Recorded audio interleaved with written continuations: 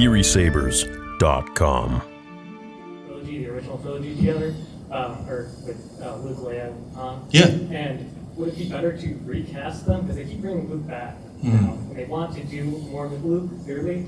So I'm curious if, would it be better to have it animated with his stories, or to just recast? Good question. Yeah. I think animated you can get away with a lot more of the disbelief of, oh, you can't really do that in Star Wars. Whereas if it's animated, it's like, okay, no big deal.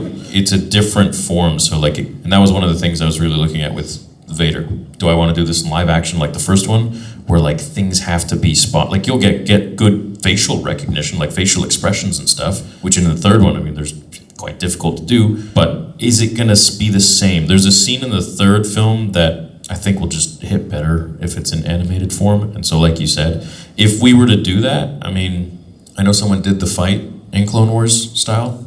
It was cool. Yeah. I don't know if you guys saw that on YouTube.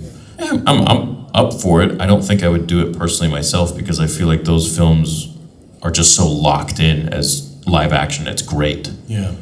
But it'd be cool to see. Yeah. It's just tough. I love animation, and if I could add one thing, if you took the Clone Wars and some of the far-fetched scenes and made them live action, imagine how that would. You'd be it's kind of weird. So it's the same thing. Yeah, no, I think that's true. I love animation. I think it's a brilliant form. I'm a big fan of anime and Eastern animation.